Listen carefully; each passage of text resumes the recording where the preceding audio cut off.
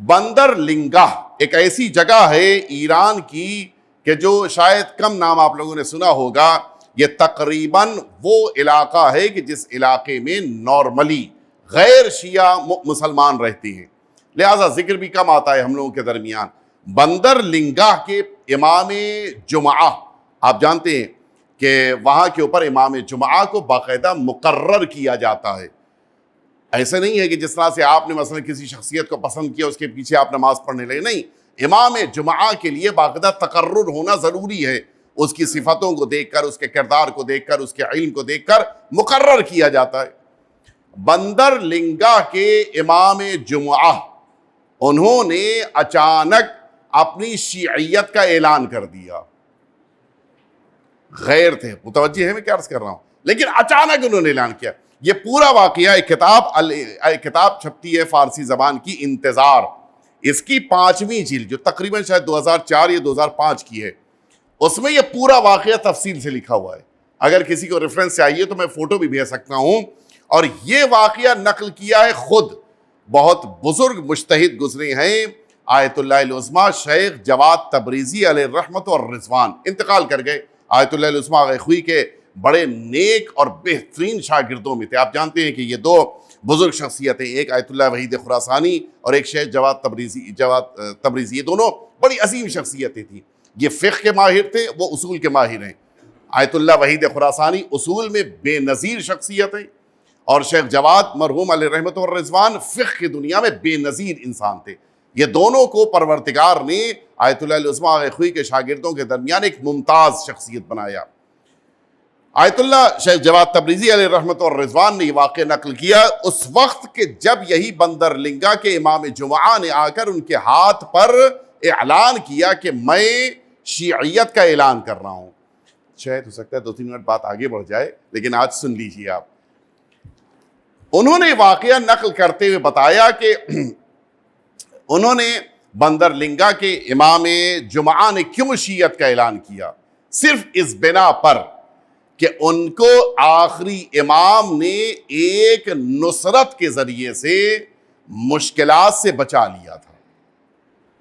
معمولاً وہ افراد کہ جو اپنے امام کو پہچانتے ہیں ان کا امام سے مدد لینا اور ہے, جو امام کو نہیں پہچانتے ان کا مدد لینا اور ہے. دونوں کا درجہ ایک جیسا نہیں ہے.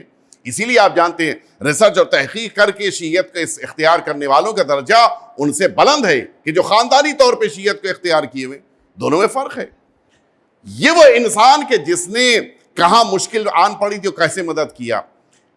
انہوں نے پیسہ جمع کیا, نہیں پتا آپ کے علم ہے یہ بات نہیں, یقیناً آپ جانتے ہوں گے کہ ایران میں جو قالین ملتے ہیں, یہ قالین آپ کے سامنے بچھے ہوئے ہیں, یہ قالین 2 طرح کے ہوتے ہیں. ایک وہ ہوتا ہے جو مشین سے تیار ہوتے ہیں جن کی قیمت زیادہ ہے لیکن بہت زیادہ نہیں ہوتی, لیکن جو دستی ہوتے ہیں جو ہاتھ سے تیار کیے جاتے ہیں یہ بڑے مہنگے ہوتے ہیں, تقریباً 4-5 برابر قیمت ہوتی ہے. مثلا ایک اچھا قالین آپ لینے جائیے, شاید ہو سکتا ہے کہ آپ کو 50,000 میں مل جائے انڈین, لیکن اگر آپ نے اسی قالین کو دستی طور پہ خریدا, دستی بنایا گیا تھا, تو تقریباً 2.5-3 لاکھ کا پڑے گا آپ کو.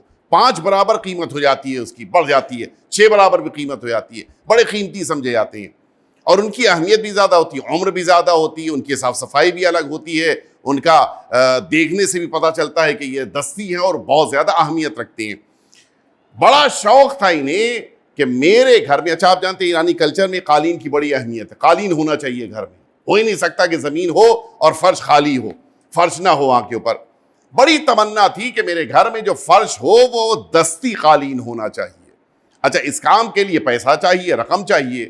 محنت کی تھی انہوں نے, کافی مشقت کی اور رقم جمع کی تاکہ ایک دستی قالین کو خرید کے اپنے باہری کمرے میں رکھ سکیں, تاکہ آنے والے لوگوں کے درمیان وہ قالین رہے تو ذرا اچھا لگے وہ میرا کمرہ. تمنا تھی.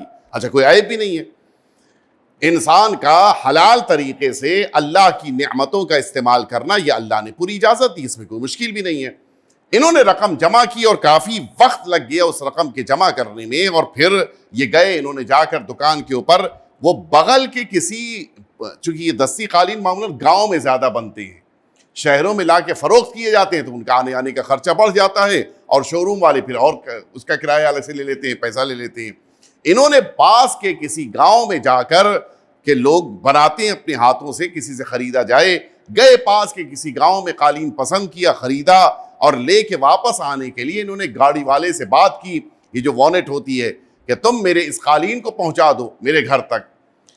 اس نے ان سے وعدہ کر لیا, ٹھیک ہے چلیے میں آپ کو لے کے چلتا ہوں. پیسہ بھی طے ہو گیا, مقام بھی طے ہو گیا, منزل طے ہو گئی. وہ قالین لے کے آ رہا تھا. جس موقع پر یہ اپنے گھر پہنچے, اچھا ظاہر سی بات ہے کہ اب انسان جب اپنے گھر پہنچے گا تو پہلا کام یہی کرے گا کہ گاڑی سے اترے گا, اور اس کے بعد پھر پیچھے آئے گا, کہے گا کہ بھئی ابھی قالین اتارو, یہ سامان اتارو, میرے گھر پہنچاؤ. یہ گاڑی سے اترے کہ اس سے کہیں کہ اب ذرا آؤ پیچھے میری مدد کرو تاکہ یہ قالین اتاری جائے. اتنی دیر میں جیسے ہی اس نے دیکھا کہ یہ گاڑی سے اتر گئی ہیں, اس نے جلدی سے ہاتھ بڑھا کے دروازہ بند کر لیا اور گاڑی لے کے بھاگا. اچھا اب ان کے پاس کوئی راستہ ہی نہیں, کوئی چارہ ہی نہیں, کیا کر سکتی, اس لیے کہ تو بھاگ گیا. اب یہ تھوڑی دور تک تو دوڑے, لیکن جب تک وہ اس تک پہنچے وہ کافی دور نکل چکا تھا. اچھا وہ یہ سمجھ رہا تھا کہ ان کے پاس کوئی آپشن ہوگا نہیں, کوئی راستہ ہوگا نہیں, یہ خود کو یعنی مثال کے طور پہ اپنا قالین حاصل نہیں کر پائیں گے, وہ لے کے بھاگ گیا. اب یہ بیچارے اپنے گھر کے دروازے پہ کھڑے, خود آیت اللہ جواد تبریزی نے بیان کیا کہ مجھ سے کہا انہوں نے کہ میں گھر کے دروازے کے اوپر کھڑا ہوں, کبھی بیٹھ جاتا ہوں, کبھی اٹھ جاتا ہوں کہ میں کیا جواب دوں گا. میری وائف انتظار کر رہی ہے, بچے انتظار کر رہے ہیں کہ میں قالین لے کے آ رہا ہوں, اور قالین لے کے بھی آیا, دروازے سے چلا گیا.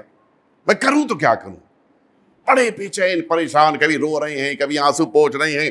یہ بھی خوف کہ کوئی بچہ اچانک گھر سے نکل پڑا تو وہ دیکھ لے گا, کیا کہوں گا میں اس سے. وائف نے پوچھ لیا اگر آ گئی باہر تو کیا, ایک عجیب کیفیت ان کی. اچھا کوئی راستہ بھی نہیں ان کے پاس, کیا کر سکتے ہیں.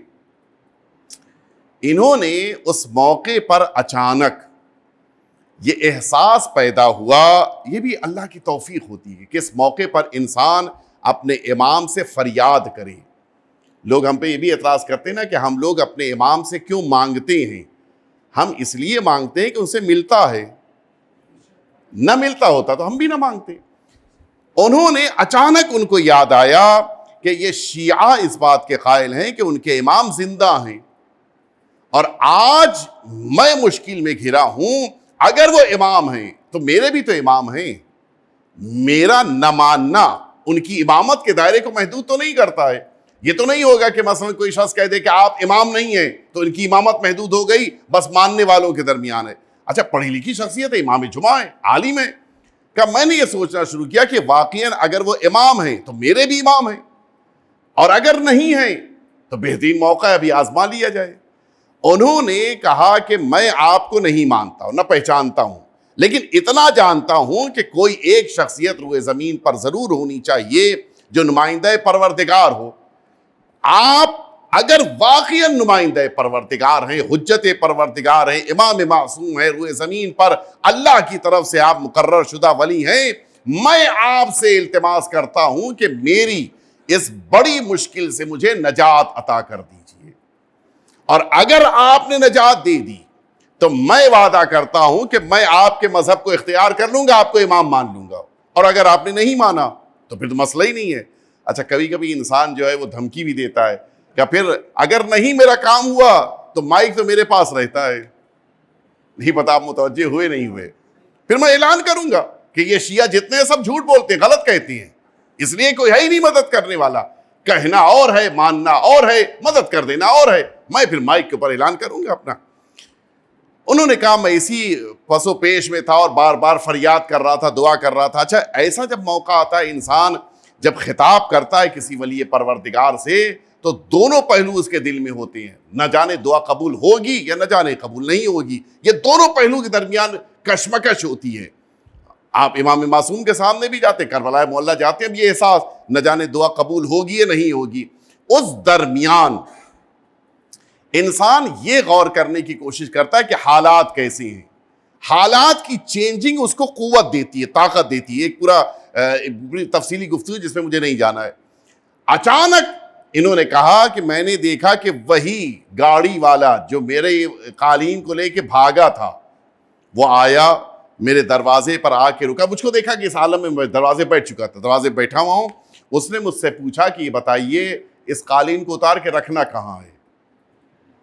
انہیں بڑا تعجب ہوا, کہا بھئی تم تو بھاگ گئے تھے, تم یہاں تک واپس کیسے آئے, تم تو بھاگ گئے تھے, میرا تو کوئی اختیار ہی نہیں رہ گیا تھا.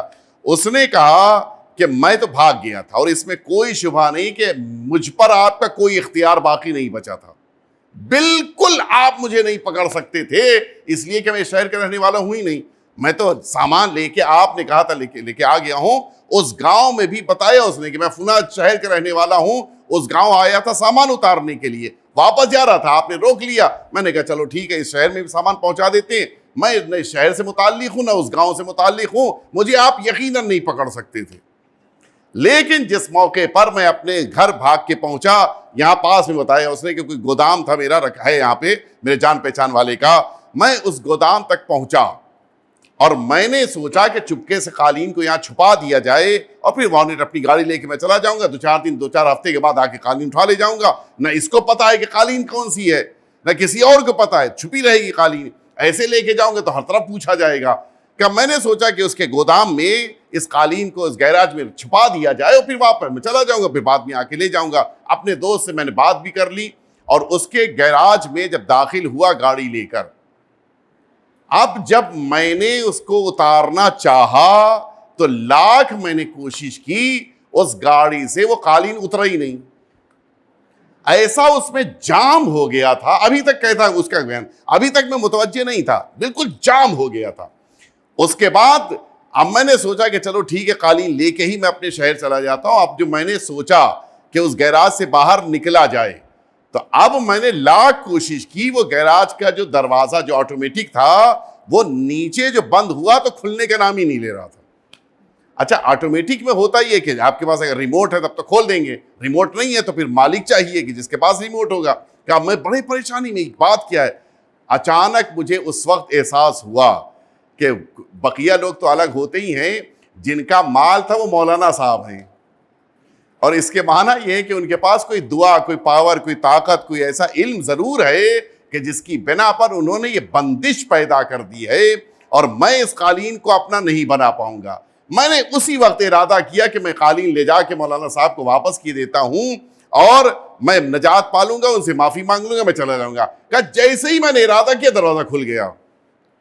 میں یہ قالین آپ کو واپس کرنے آیا ہوں, اتنا بتا دیجئے کہ وہ دعا کون سی ہے کہ جس کی بنا پہ آپ نے اپنے مال کو چوروں سے, لٹیروں سے بچا لیا. انہوں نے کہا میں نے دعا مانگی تھی, پڑھی نہیں تھی. میں نے جو شیعوں کے امام ہیں ان سے یہ کہا کہ آپ مجھ کو نجات دے دیجئے, میں آپ کو امام مان لوں گا. اب آپ دیکھیں اہل بیت اطہار کا جب معجزہ سامنے آتا ہے تو اس کے اثرات کتنے ہوتے ہیں. نہ صرف یہ کہ وہ عالم دین, نہ صرف یہ کہ اتنا علم ہونے کے باوجود, یہ منصب ہونے کے باوجود, یہ اختیارات ہونے کے باوجود آج امامت کی بارگاہ میں آئے اور انہوں نے امام معصوم کے عقیدے کو اختیار کیا, بلکہ اس چور کو بھی نیک بنا دیا اور اس نے بھی اہل بیت اطہار کا عقیدہ اختیار کرتے ہوئے اعلان کیا کہ آج سے میں برائیاں چھوڑ رہا ہوں اور اہل بیت اطہار کا شیعہ بن کے زندگی گزاروں گا.